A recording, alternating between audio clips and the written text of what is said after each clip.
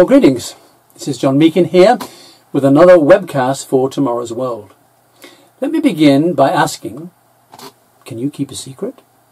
On the assumption that you can, I'm happy to reveal a little secret about myself. I am 1/4 Scottish.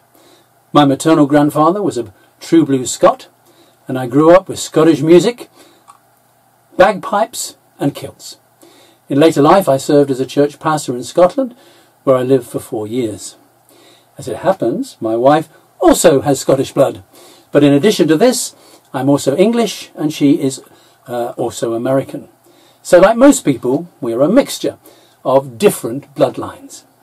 Now, I know this is hardly earth-shattering information, but it leads nicely to what we are going to talk about today, which is the Scots and their place in the United Kingdom. The Scots are a proud and independent people who have been in the Union with England for over 300 years, playing an immense part in the success of the British Empire. Around 5 million of them live in Scotland, and around the same number live south of the border, and many more elsewhere around the world.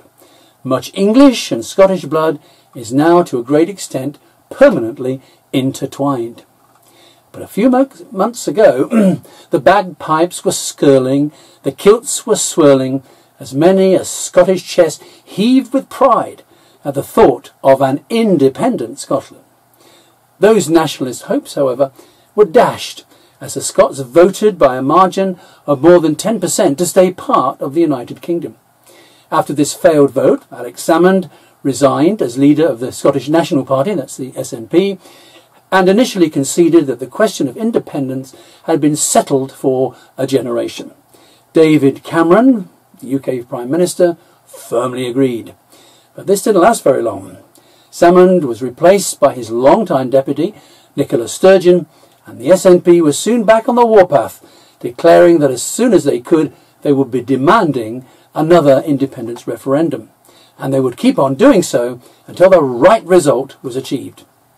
In the wake of the referendum, some very interesting developments have taken place, and we'll cover several of them here. The Scottish Labour vote has progressively collapsed and moved towards supporting the SNP. So the push towards independence has actually picked up, with the SNP becoming more popular than ever. This growing SNP support is expected to generate a sizable block of votes at the May 2015 general election for the Westminster Parliament, possibly even led by none other than Alex Salmond, who intends to stand as a Westminster candidate. And this block vote would certainly be used to leverage SNP power and aspirations.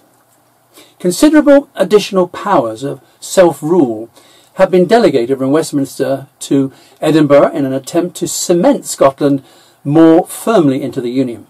But the SNP proclaims they are not enough. Only full independence will satisfy them. The other parts of the UK are also agitating for more powers of self-determination for themselves. After all, if Scotland can have more powers, so can we, goes the thinking.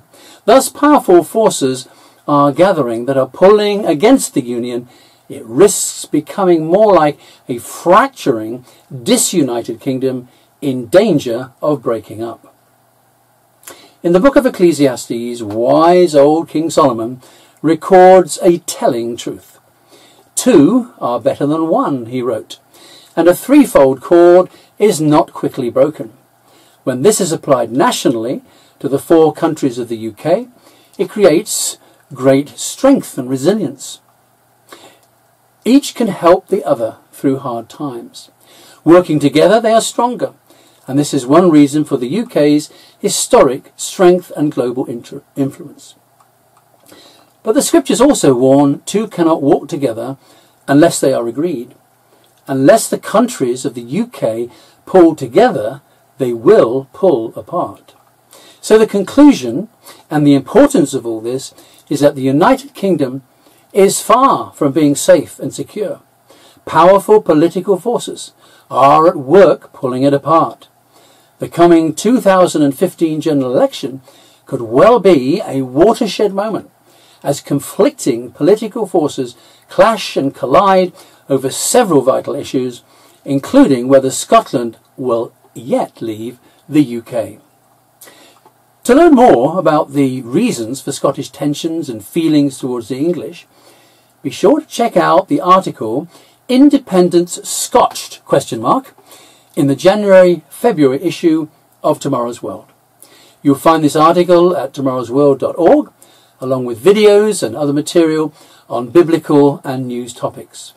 You can also visit us on Facebook to access this same information. Thank you for watching.